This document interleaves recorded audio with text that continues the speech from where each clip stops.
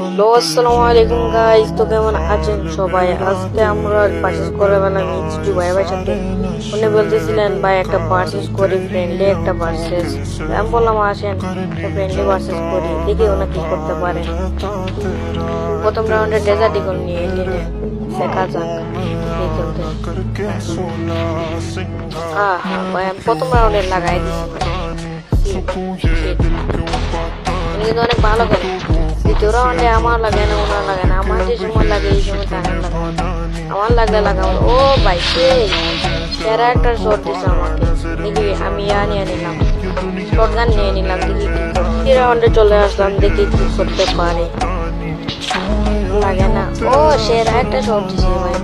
Guys আমি first time voice over করতেছি, যদি বললো আমাকে ক্ষমা করে দিবে ভাই। ও সেরা একটা শট দিছে, ও শট মারে দিছে। দেখা যাক চতুর্থ রাউন্ডে কি করতে পারি। ও ইউপিতে লাল করে। গাইজ এই ম্যাচটা ছিল একটা ফ্রেন্ডলি ম্যাচ, কেউ সিরিয়াসলি নেবেন না। দেখা যাক লাস্ট রাউন্ডে কি করতে পারি। ও সেরা, আমরা কিন্তু এই ম্যাচটা উইন হলাম।